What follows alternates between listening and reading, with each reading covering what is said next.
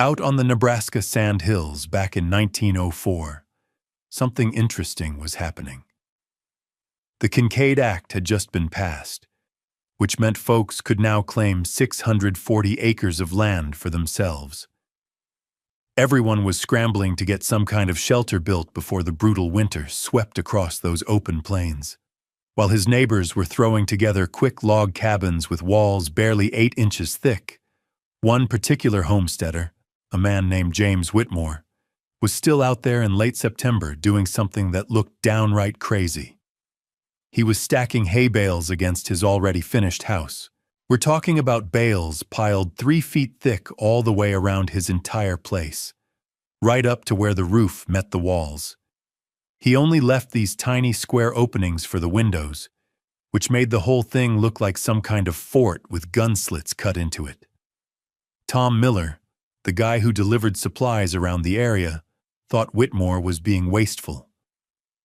Miss Eleanor Hayes, the local school teacher, joked that he was building the finest mouse hotel in the county. Even his own wife started wondering if her husband had lost his mind, burning through their winter feed before winter had even started. But James Whitmore kept right on stacking those bales. See? He'd witnessed what those plains wines could do to thin walls when the temperature could drop 40 degrees in just one day. You can't mess around with that kind of weather. Then November showed up like an angry beast. Winds howling at 56 miles per hour, temperatures diving down to 36 below zero. The kind of blizzard that turns a decent cabin into a place where people die. Those standard log walls? They let cold air seep through every crack and gap you could imagine. Whitmore's neighbors were burning through their entire wood piles and still shaking from the cold. But inside that hay-wrapped house, the drafts just disappeared completely. The air inside went totally still.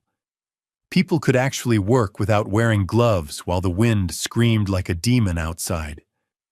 So what did James Whitmore understand about stopping cold air that everybody else seemed to miss?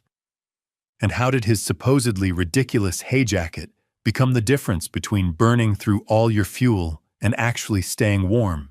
If you're into stories about practical wisdom that actually worked when it mattered most, make sure you subscribe. We've got plenty more documented accounts worth your time. Drop a comment with your city and state. We love seeing where these stories reach. The wind that never stopped. The wind across those Nebraska sandhills hit like something alive. It was constant, always searching, finding every gap in the sod and every weak spot in whatever structures humans tried to throw up against it. By the end of September 1904, most of those Kincaid Act homesteaders had their cabins chinked up and banked for winter, small structures hunched down against the prairie like animals trying to hide from a predator. But James Whitmore was still working away, and what he was doing didn't make a lick of sense to anyone watching. The cabin itself looked normal enough from the inside out.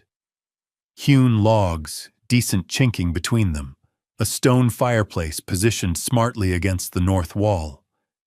But it was what he was constructing around the outside that drew stares and comments from every neighbor who rode past. Hay bales stacked tight against every single wall, rising steadily toward the roof line, like he was building some kind of fortress out of the stuff you're supposed to feed your animals in winter. This wasn't just some casual job where you pile loose straw around the foundation. No, this was a deliberate wall made of compressed prairie grass. Each bale got placed with the kind of precision you'd see from a stonemason laying bricks, 3 feet thick at the base where the wind hit hardest, 2.5 feet at shoulder height, still 2 feet thick where it met the eaves. From a distance, it looked like a cabin wearing a bulky coat made entirely of dried grass. He left openings for the windows, small square gaps that made the whole structure look like it was peering out through gun ports at some invisible enemy. But every other inch of exterior wall disappeared behind this golden wall of baled hay. The work was methodical, never rushed, which only made it more frustrating for neighbors to watch. They understood that time was running short. Each bale went down in a specific pattern. The joints were staggered, the corners tight, with no gaps big enough for even a mouse to squeeze through. Whitmore left a careful airspace between the cabin's log wall and the first layer of bales, maybe 3 inches of breathing room. It looked wasteful, but it served a purpose he didn't feel the need to explain to all the critics. The critics came calling. Frank Dobson, the liveryman who'd seen more barn fires than anyone in the county and considered himself an expert on hay storage, made it his personal business to ride over and offer his warnings. Nobody asked him to, but he showed up anyway. Hay baled while it's still too wet can heat up from the inside, he explained, standing there with his arms crossed. And having heating hay next to a chimney was just asking for your whole place to burn down. Whitmore listened politely, nodded a few times, and kept right on stacking. He made sure to choose only bales that felt completely dry to the touch, and he kept a careful buffer zone around the stovepipe where it came out through the roof. Miss Eleanor Hayes, making her rounds to check on families before winter locked everyone in, stopped her buggy and shook her head at what she saw. A mouse hotel, she called it, and honestly, she wasn't wrong to worry. Hay provides perfect shelter and nesting material for every rodent on the prairie. Stacking it against a warm house seemed like you were sending out engraved invitations for an infestation that would last until spring thaw. Whitmore acknowledged that she had a point. But he continued his work anyway, tamping each layer tight and sealing the bottom courses against the foundation stones so there weren't any easy entry points for critters. His own wife questioned whether this was wise, using their winter feed as building material. She was more concerned than mocking, genuinely worried. They had cattle to feed through what could turn out to be a long, brutal winter. Watching valuable hay disappear into wall construction felt like eating your seed corn before planting season. But James had done the math.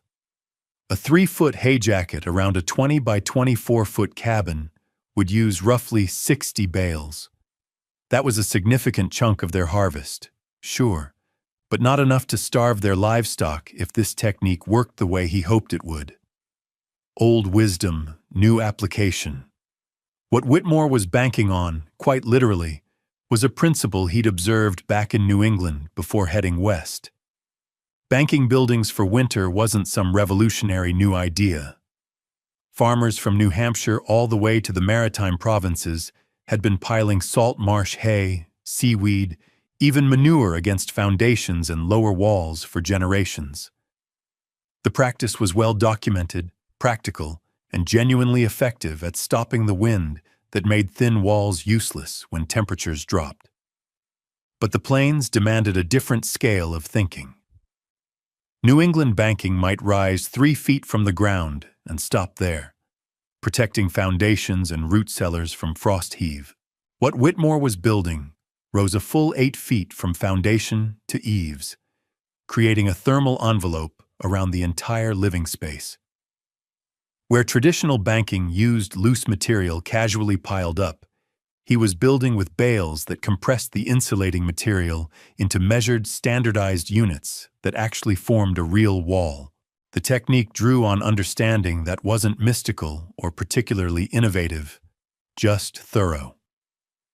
Still air is the enemy of heat loss.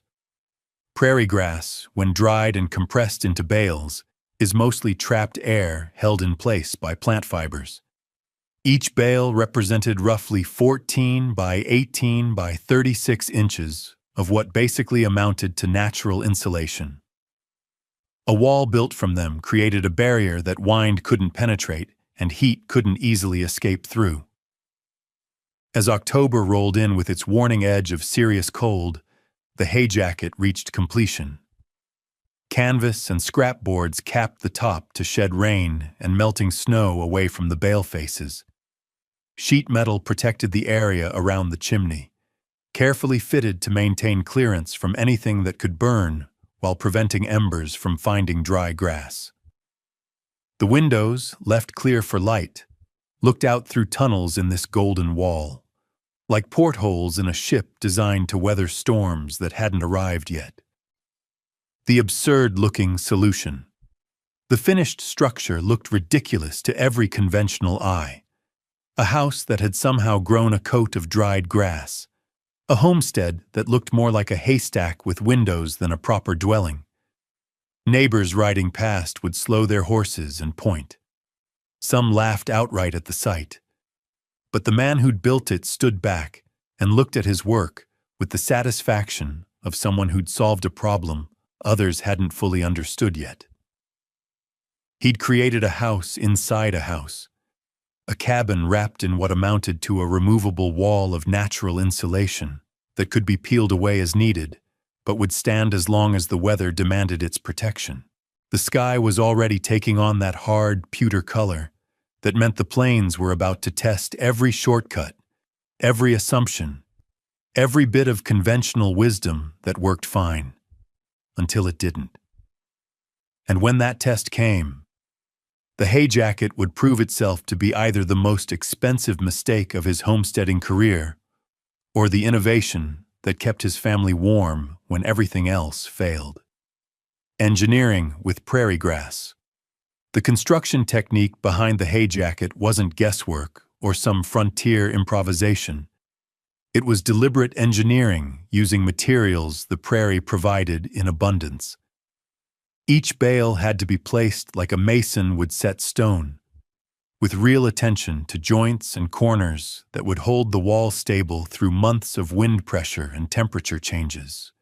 Whitmore had learned through small disasters and trial runs that sloppy stacking created gaps where cold air could knife right through, completely defeating the purpose of having a thermal barrier at all. The foundation course went down first. Each bale positioned so its length ran parallel to the cabin wall, creating maximum thickness where wind would hit hardest. The second course laid crosswise to the first, breaking up the joints and interlocking the structure like oversized bricks. This pattern continued upward. Each layer bonded to the ones below and above until the hay wall stood as solid as any masonry construction. But with thermal properties no stone could ever match. Critical to the entire system was that air gap between the cabin's log wall and the inner face of the hay jacket. 3 inches of space that looked wasteful but served multiple purposes that became apparent once the system was complete. The gap prevented moisture from the hay from wicking into the cabin's chinking. It kept the log wall dry and stable. It created a dead air space that added another layer of insulation to the thermal envelope. More importantly, it meant the hay wall was truly removable. Come spring, the entire jacket could be dismantled for feed without damaging the cabin's original construction. The details that mattered. Building the corners required particular attention because wind would find any weakness there and exploit it ruthlessly. Each corner bale had to be selected for tight compression and positioned so it locked with bales from both adjacent walls. Whitmore used a technique borrowed from log cabin construction, alternating which wall's bales extended past the corner joint, creating an interlocked pattern that actually grew stronger under load rather than weaker. Around the windows, the construction became more complex. Simply leaving gaps would create wind tunnels that would undermine the thermal barrier, so each window opening had to be framed with bales that were cut and fitted to maintain the wall's integrity while preserving access to daylight. Whitmore used a hay knife to trim bales to fit, creating custom pieces that sealed against the window frames and left no gaps larger than a pencil's width where cold air could sneak through. The most challenging aspect of the whole construction was managing moisture content in the bales themselves. Hay stored too wet would heat up from internal microbial activity, creating a fire hazard that could consume the entire homestead. Extension guidance that was starting to circulate through agricultural counties warned against storing hay above 20% moisture content. Whitmore had learned to test each bale by feel and smell before working it into the wall. Properly cured hay felt crisp to the touch and smelled sweet rather than musty, signs that moisture levels were low enough for safe storage against a heated building. Fire prevention required more than just dry hay.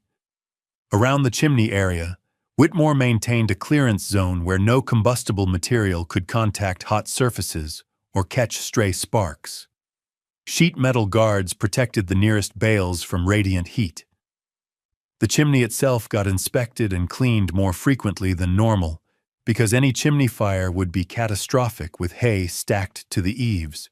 This wasn't reckless construction. It was cautious construction that acknowledged real dangers and planned for them systematically. Finishing touches. The top of the hay wall required a cap that would shed water away from the bales while maintaining the thermal seal. Canvas stretched over scrap lumber created a simple roof that overhung the hay face by several inches, directing rain and snow melt away from the wall surface. This cap could be adjusted or replaced as needed.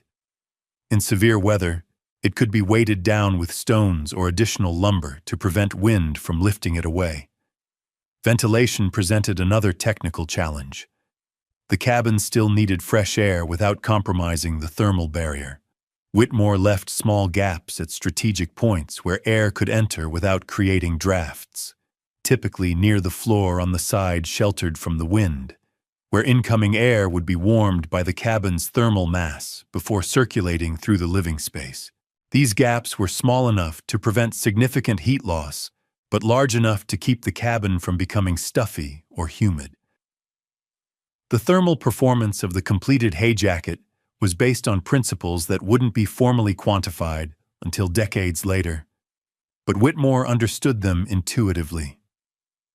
Compressed plant material created what modern building science would call high R-value insulation, thermal resistance that far exceeded what any conventional cabin wall could achieve. A typical log cabin wall might provide thermal resistance equivalent to 6 or 8 inches of modern insulation. The 3-foot hay jacket delivered performance comparable to walls rated at R60 or higher in today's building standards. More important than raw insulation value was the wall's ability to stop air infiltration. A drafty cabin wasn't just poorly insulated. It was a leaky box where heated air escaped and cold air entered constantly, making the heating system fight a losing battle against the entire outdoor environment.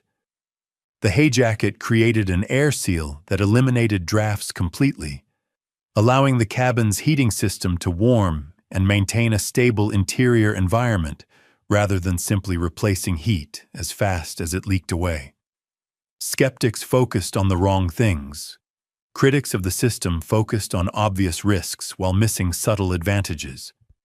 Miss Hayes worried about mice, and she wasn't wrong. Hay provided excellent nesting material for rodents. But a properly constructed hay wall with tight joints and sealed base courses actually denied easy access to nesting sites. The warmth from the cabin encouraged mice to seek shelter elsewhere rather than in the wall itself. Frank Dobson worried about fire, and his concerns were legitimate. But Whitmore's careful attention to moisture content and clearance zones made the hay jacket safer than many conventional storage methods. As October deepened and the first serious frosts arrived, the hay-wrapped cabin began to demonstrate its thermal properties. While neighboring cabins leaked warmth through chinking gaps and around window frames, the insulated cabin held heat with an efficiency that was immediately apparent to anyone who stepped inside. The difference wasn't subtle or marginal. It was the difference between a building that fought the weather and one that was completely insulated from it. The storm that changed everything. The storm that arrived in mid-November carried the particular kind of malice that made Plains winters legendary among those who survived them, and fatal for those who didn't. Weather records from the Nebraska State Historical Society would later document wind speeds reaching 56 miles per hour, with temperatures plunging to 36 degrees below zero in a matter of hours. The kind of meteorological violence that turned adequate shelter into death traps and exposed every weakness in frontier construction methods. The blizzard announced itself with a pressure drop that made ears pop and a wind shift that went from steady prairie breeze to howling assault in minutes. Snow didn't fall so much as fly horizontally, driven by wind that found every gap in every structure and exploited it ruthlessly. This wasn't weather that homesteaders endured. It was weather that killed the unprepared and tested every assumption about what constituted adequate protection from the elements. In the conventional cabins scattered across the sandhills, the assault began immediately. Chinking that had seemed solid back in September shrank and cracked in the extreme cold, opening gaps that let wind knife through interior walls.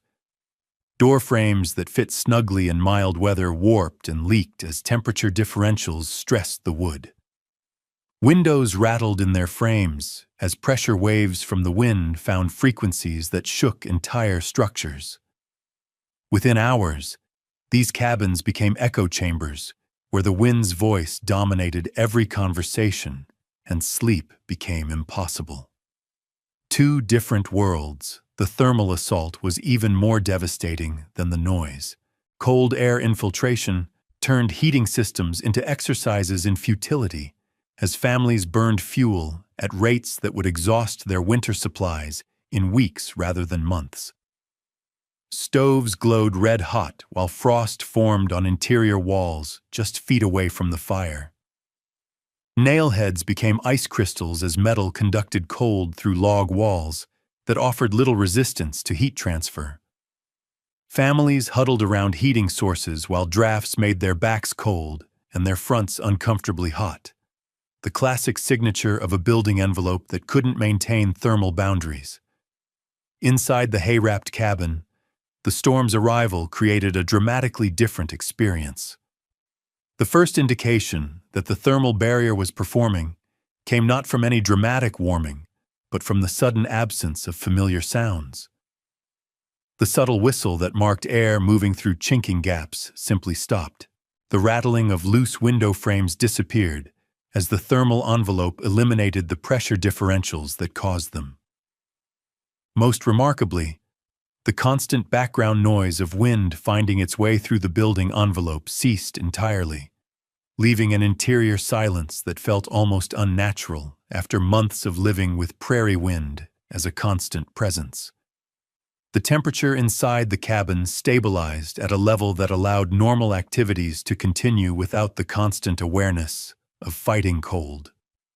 While neighbors fed their fires continuously and still shivered, the hay-wrapped cabin maintained warmth with fuel consumption that seemed almost impossible to believe.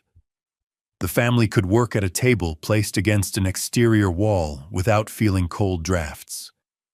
They could sleep without piling on every blanket they owned. Most telling of all, they could move freely around the interior space instead of clustering around the heat source like refugees from the outdoor temperature. The science made visible. The hay jacket's thermal performance became visible as the storm progressed. Snow accumulated against the outer face of the bales, but instead of melting from heat loss through the walls, it built up into an additional insulating layer that actually improved the system's efficiency. The snow created what amounted to a natural extension of the thermal barrier, adding mass and insulation value that conventional cabin walls couldn't match. Where neighbor cabins showed melted patches around their foundations from heat leaking through inadequate insulation, the hay-wrapped cabin's snow cover remained uniform and stable. Outside, the hay wall itself became a lesson in wind dynamics that engineers wouldn't formally quantify for decades. The 3-foot thickness created what modern building science would recognize as a thermal break that eliminated the wind washing effect that made thin walls useless in extreme weather.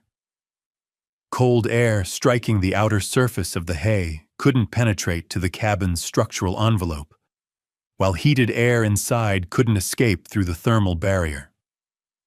The result was a building envelope that functioned as intended, separating interior environment from exterior conditions instead of simply slowing heat transfer. The crisis deepened as the storm extended beyond the usual day or two of severe weather into a sustained assault that lasted more than a week. Conventional cabins began to show real stress as continuous heat loss exhausted fuel supplies and made normal activities impossible. Families burned furniture when cordwood ran low. Some abandoned their cabins entirely, seeking shelter with neighbors whose buildings were performing better or moving into barns where hay storage provided some insulation from the wind. A community lesson. During this extended emergency, the hay-wrapped cabin became an inadvertent demonstration of thermal engineering principles that formal building science wouldn't articulate for another generation. The difference wasn't marginal or subtle. It was the difference between a building that maintained habitability during extreme weather and buildings that failed to protect their occupants from conditions that could prove fatal. Neighbors began to notice that smoke from the hay-wrapped cabin's chimney remained steady and moderate, while their own chimneys showed the irregular, heavy smoke patterns that indicated desperate attempts to maintain interior temperatures. The storm's psychological effect was as significant as its thermal impact.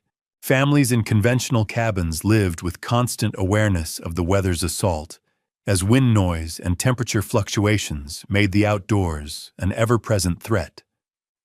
The hay-wrapped cabin's thermal stability created an interior environment where the storm became background knowledge rather than immediate physical reality. This psychological relief had practical consequences. Family members could focus on productive activities rather than simply enduring the weather. As the blizzard finally exhausted itself and wines dropped to merely bitter rather than dangerous, the aftermath revealed the hay jacket's performance in terms that couldn't be argued with or dismissed. Neighbors who had mocked the construction back in September found themselves drawn to the hay-wrapped cabin, not to apologize, but to study what had made the difference. The evidence was measurable and undeniable. One building had maintained habitability during weather that had made others barely survivable, despite heroic fuel consumption and constant attention to heating systems. The storm had provided the kind of real-world testing that separated theoretical knowledge from practical wisdom, and the hay jacket had passed with performance that transformed critics into students almost overnight. Pride takes a back seat. The morning after the blizzard broke brought visitors to the hay-wrapped cabin. But they didn't come to apologize or admit they'd been wrong. They came carrying children who hadn't slept through the wind, leading families whose fuel supplies were running dangerously low, asking quiet questions about how much firewood the thermal system actually required. Pride swallows hard on the frontier when survival is at stake. And the storm had made survival mathematics brutally clear to anyone who could count cordwood and calculate weeks remaining until spring. Miss Eleanor Hayes arrived first, carrying her youngest pupil wrapped in every blanket the child's family owned. The girl had developed a persistent cough from breathing cold air in a cabin where interior temperatures never rose above freezing, despite a fire that consumed wood faster than her father could split it. Inside the hay-wrapped cabin, the child stopped shivering within minutes and fell asleep on a chair placed against what should have been the coldest wall in the building. Miss Hayes pressed her hand against that wall and felt only mild coolness, not the bitter cold that radiated from interior surfaces in conventional cabins. Frank Dobson came next, supposedly to check on the horses, but really to study the hay wall's condition after the storm. He'd expected to find fire damage from sparks, ice buildup from condensation, or structural collapse from wind loading. Instead, the bales remained tight and dry. The clearance zones around the chimney showed no signs of heat damage, and the entire system appeared to have gained stability. As snow packed into the outer surface created additional mass. His expertise in hay storage made him the unofficial authority on moisture and fire safety, and he couldn't identify any of the problems he'd predicted would destroy the system. Knowledge sharing, not lectures. As neighbors gathered around inside the cabin, James Whitmore didn't lecture them about thermal dynamics or gloat about being right. He simply pointed at the hay jacket and offered the plainest possible explanation. Wind couldn't steal what it couldn't touch. The barrier that had looked ridiculous in September had created a zone of still air around the cabin's envelope, eliminating the convective heat loss that made thin walls meaningless in moving air. Every gap that leaked warm air out and let cold air in had been sealed behind 3 feet of compressed prairie grass. The technical conversation that followed was practical rather than theoretical, focused on immediate problems that needed solving before the next storm system arrived. Whitmore's wife demonstrated how they monitored interior humidity by watching for condensation on windows and metal surfaces, explaining that the thermal barrier required different ventilation management than conventional construction. Too much fresh air would overwhelm the heating system. Too little would create moisture problems that could damage both the cabin and the hay wall. Managing the strategic reserve feed management became the most pressing practical concern as winter deepened, and hay supplies that should have lasted until spring began running short throughout the settlement. Whitmore had anticipated this problem by designing the hay jacket as a strategic reserve that could be harvested layer by layer as conditions demanded. He began peeling bales from the outer courses first, maintaining the thermal barrier's integrity by removing only the thickness that weather conditions allowed. A mild week in January might permit removing 6 inches from the south wall, while the north wall remained fully protected until spring temperatures made the full barrier unnecessary. This systematic harvesting required careful planning, because removing too much insulation too early would compromise the cabin's thermal performance when the next cold snap arrived. Whitmore developed a rotation system that maintained at least 2 feet of hay thickness on the windward walls, while allowing more aggressive harvesting on the sheltered side, where wind loading was minimal. Each bale removed had to be replaced with temporary wind barriers made from canvas or boards to prevent the remaining hay from loosening and losing its thermal properties. Rodent management proved less problematic than critics had predicted, largely because the hay wall's construction denied easy access to nesting sites. Mice preferred loose hay where they could burrow and create hidden passages. The compressed bales and tight joints of the thermal barrier offered few opportunities for tunnel construction. Whitmore maintained a systematic trapping program around the cabin's perimeter and kept the bottom courses sealed against the foundation, but the mouse population remained manageable throughout the winter. Fire prevention required constant vigilance, but followed established protocols that made the risk acceptable rather than eliminated. Whitmore checked chimney clearances weekly, monitored the moisture content of bales near heat sources, and maintained escape routes that would allow rapid evacuation if combustion occurred. The sheet metal guards around the chimney area showed no signs of heat damage, and the careful selection of properly cured hay had prevented the internal heating that could lead to spontaneous combustion. A community resource. As February arrived with another series of severe storms, the hay jacket's performance became a community resource rather than an individual innovation. Families whose cabins couldn't maintain livable temperatures moved temporarily into the thermal shelter, creating crowded conditions but preserving lives that might otherwise have been lost to hypothermia or carbon monoxide poisoning from desperate attempts to heat inadequate structures.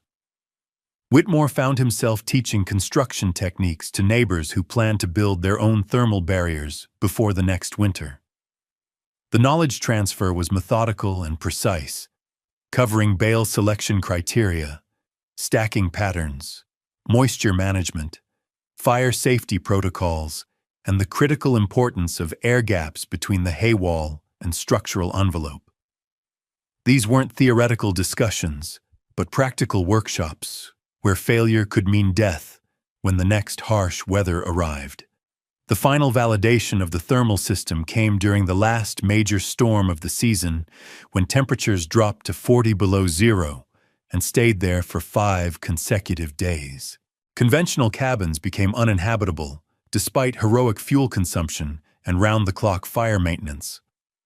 The hay-wrapped cabin continued functioning as normal shelter, requiring modest fuel input and maintaining interior temperatures that allowed productive activity rather than mere survival. By the time spring temperatures made the hay jacket removable, the innovation had evolved from individual experiment to community knowledge. The technique would spread across the sandhills not through promotion or marketing, but through the simple arithmetic of survival. As homesteaders calculated the cost of fuel versus the cost of hay, and recognized that proper insulation could make marginal fuel supplies adequate for prairie winters that had previously demanded impossible quantities of cordwood, spring revealed the system's success. When spring thaw finally released its grip on the Nebraska sandhills, the hay jacket came down in stages that revealed both the system's effectiveness and its practical limitations. The outer layers had weathered and compacted under months of snow loading, creating dense mats that had to be peeled away carefully to preserve usable feed underneath. The inner courses remained dry and sweet-smelling, protected by the thermal barrier they had created and ready for livestock that had survived the winter on reduced rations. The dismantling process became an education for neighbors who gathered to watch and learn. Each layer removed exposed the methodical construction that had made the thermal system work, the staggered joints that had prevented wind penetration, the air gaps that had kept the cabin's log walls dry, and the careful grading that had shed moisture away from the foundation. Whitmore documented the condition of each course as it came down, noting which sections had performed best and which construction details would need modification in future applications. Most significantly, the cabin's log walls showed no signs of moisture damage or structural stress despite being enclosed for an entire winter. The air gap that had seemed wasteful in construction proved essential to the system's long-term viability, preventing the hay from transferring moisture to the wood while maintaining the thermal barrier's integrity. This detail would prove crucial as the technique spread to other homesteaders who might be tempted to stack bales directly against their cabin walls to save material. Teaching the next generation. Miss Eleanor Hayes began incorporating the thermal principles into her lessons, using the hay jacket as a practical example of how insulation and air movement affected heat loss. Her students, many of whom had spent the winter in cabins that barely maintained livable temperatures, understood the concepts immediately because they had experienced the difference between effective and inadequate thermal barriers. The knowledge became part of local education, passed along with arithmetic and reading as essential frontier survival information. Word of the successful thermal system traveled through the informal networks that connected homesteading communities across the Great Plains. Letters to relatives in other states described the technique. Agricultural newspapers picked up reports of the innovation. Land agents began mentioning thermal construction methods when recruiting new settlers to the region. The hay jacket concept evolved as it spread, with variations adapted to different climates, building materials, and local agricultural practices. Old knowledge meets new challenges. In the broader context of plains settlement, the thermal barrier represented a convergence of old knowledge and new conditions that characterized successful frontier adaptation. Banking buildings for winter protection was documented practice from New England to the maritime provinces, but the scale and systematic application required by plains weather demanded innovation within established principles.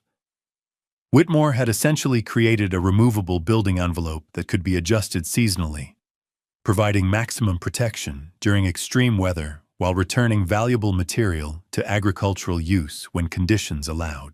The technique's spread was documented in agricultural extension reports and homesteading guides that began appearing in the first decade of the 20th century. References to hay banking, straw bale construction, and thermal barriers appeared with increasing frequency in publications aimed at plains settlers, often with specific recommendations for bale thickness, moisture content, and fire safety protocols. The individual innovation had become codified knowledge, systematized for broader application across different conditions and building types. More ambitious applications followed as the basic principle proved reliable. The Burke House, constructed near Alliance, Nebraska around 1903, represented a complete commitment to bale construction rather than just seasonal thermal enhancement. Built entirely from compressed hay bales with plaster coating for weather protection, it demonstrated that plant fiber construction could create permanent structures rather than temporary modifications. The house survived decades of plains weather, including the kind of extreme storms that had tested the original hay jacket system. From frontier wisdom to formal science, educational institutions began incorporating bale construction into agricultural curricula as evidence mounted that plant fiber building materials offered thermal performance that conventional construction methods couldn't match economically. Agricultural colleges documented thermal resistance values, moisture management techniques, and structural applications that transformed frontier expedient into recognized building technology. The knowledge base expanded from individual innovation to institutional research, with formal testing and standardized construction guidelines. The economic implications of effective thermal barriers became clear as fuel costs and availability created ongoing challenges for plains settlers. Homesteaders who adopted hay jacket techniques reported fuel consumption reductions of 60% or more compared to conventional cabin heating, making marginal fuel supplies adequate for winter survival.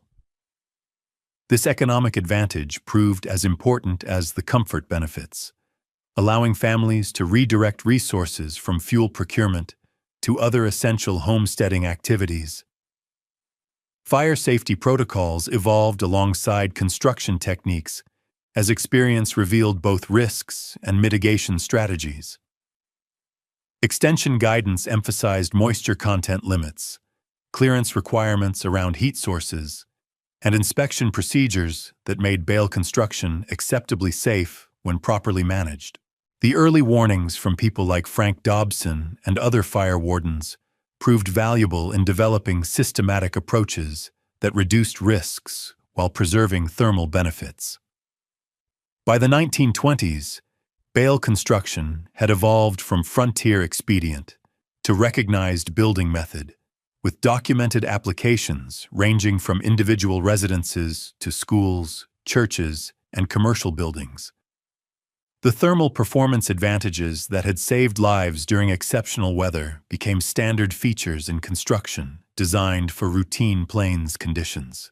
Modern testing would eventually quantify these early buildings' thermal resistance at values equivalent to contemporary high-performance construction, validating what frontier builders had determined through practical necessity. The legacy lives on. The legacy of the hay jacket extended beyond building technique to represent a broader principle of frontier adaptation. The systematic application of traditional knowledge to new conditions through careful observation, methodical testing, and willingness to appear foolish in pursuit of practical solutions. James Whitmore, the settler who wrapped his cabin in winter feed, had demonstrated that survival on the plains required not just endurance, but innovation within established principles. Decades later, researchers like Dr. Martin Blackwell would rediscover and document these early bale buildings, finding structures that had survived extreme weather conditions, that destroyed conventional construction.